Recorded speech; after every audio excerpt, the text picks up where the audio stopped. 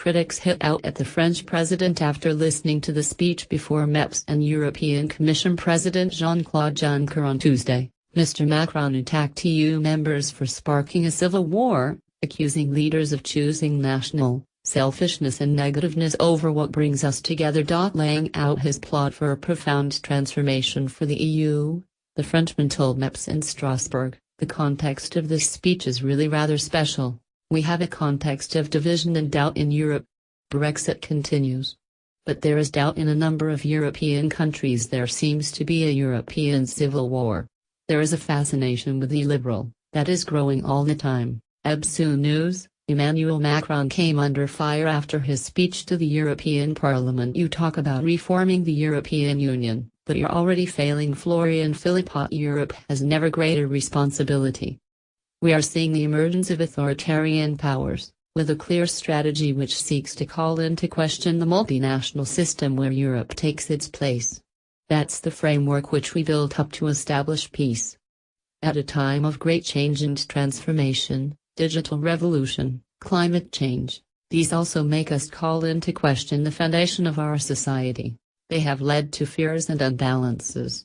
Commission President Mr. Juncker and the European People's Party Chairman Manfred Weber lead gushing tributes. However, other MEPs were much less complimentary. French MEP Younes Amarji, from France's main left-wing opposition party, slammed Mr. Macron for provoking a build-up to war.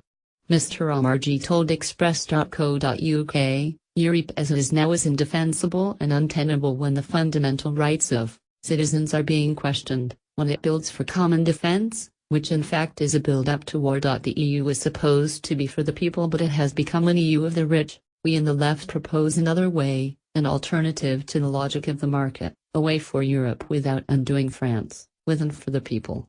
Mr. Amarji's colleague Patrick Lohiric, standing only a few feet from the French president, blasted his decision to join Donald Trump and Theresa May in bombing Syria. Mr. Lohiric said the move was just as unacceptable as the alleged chemical attack by Bashar al-Assad's forces on its citizens. The European Parliament's most senior Conservative Party politician Said Kama said the French president's plan was taking the bloc back to the 1950s rather than to the future.